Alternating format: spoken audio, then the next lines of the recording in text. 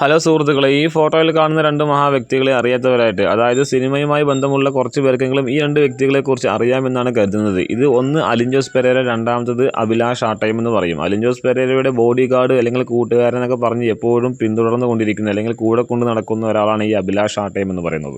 അപ്പോൾ പറയാമെന്നത്, ഇക്കഴിഞ്ഞ ദിവസം അലിൻ ജോസ് പെരേര അഭിലാഷ് ആട്ടയത്തെ എറണാകുളം വനിതാ വിരുദ്ധ തിയേറ്ററിൻ്റെ ചുറ്റുഭാഗത്തായിട്ട് വളരെയധികം പരസ്യമായിട്ട് പൊതിരെ തല്ലുകയും ഇടിക്കുകയും ചെയ്യുന്നതായിട്ടുള്ളൊരു വീഡിയോ പ്രചരിച്ചിട്ടുണ്ടായിരുന്നു പല സോഷ്യൽ മീഡിയയിലും. കാരണം ഇവരുടെ വീഡിയോ പിടിക്കുന്നതിന് വേണ്ടി തന്നെ കുറേ സോഷ്യൽ മീഡിയ പ്ലാറ്റ്ഫോമുകൾ ഇവരുടെ പിന്നാലെ നടക്കുന്നുണ്ട്. അപ്പോൾ അതിൽ നിന്ന് ഒരുപാട് വീഡിയോസുകൾ ഇവരുടേതായിട്ട് പുറത്ത് വന്നിട്ടുണ്ട്. അഭിലാഷ് ആട്ടയത്തെ പിടിച്ച് ഇടിക്കുന്നതും കുത്തുന്നതുമായിട്ടുള്ള ഓരോ സീനുകൾ. പക്ഷേ അതിൻ്റെ ഒറിജിനാലിറ്റി നോക്കിയപ്പോഴാണ് അത് സംഭവം ഫേക്ക് ആയിട്ടുള്ള അല്ലെങ്കിൽ ഒരു കണ്ടൻറ്റ് വേണ്ടി ചെയ്തൊരു വീഡിയോ മാത്രമായിരുന്നു അത്. ആ ഒരു വീഡിയോ എത്ര പേര് കണ്ടെന്നറിയില്ല. ആർക്കെങ്കിലും കാണാൻ താല്പര്യമുണ്ടെങ്കിൽ കമൻറ്റ് ബോക്സിൽ ഒന്ന് ചോദിച്ചാൽ മതി, ഞാനത് ഷെയർ ചെയ്ത് തരുന്നതാണ്. അതിൽ വലിയ കാര്യമൊന്നുമില്ല. കാരണം എന്ന് വെച്ച് കഴിഞ്ഞാൽ ചട്ടമ്പി നാടെന്ന സിനിമയിൽ മമ്മൂക്കയുടെ ചെറിയ ചെറിയ ഡയലോഗുകളെ കൊണ്ടിട്ടാണ് അലിൻ ജോസ് പെരേര അഭിലാഷ് ആട്ടയത്തെ ഇടിക്കുന്നത്. വലിയൊരു ഹീറോ എന്ന രീതിയിലാണ് അലിൻ ജോസ് പെരേര ആ വീഡിയോയിൽ പ്രത്യക്ഷപ്പെട്ടിരിക്കുന്നത്. പിന്നെ വേറൊരു കാര്യം, ഈ അഭിലാഷ് ആട്ടയം ആയിക്കോട്ടെ, അല്ലെങ്കിൽ ഈ ഒരു സ്ക്രീനിൽ കാണുന്ന ഈ അലിൻ ജോസ് പെരേരയ്ക്ക് ബാക്കിൽ നിൽക്കുന്ന ആ ഒരു പുള്ളിക്കാരനുണ്ട്, ഓട്ടോറിക്ഷക്കാരനാണ് പുള്ളിക്കാരൻ, കൊച്ചിക്കാരനാണ്.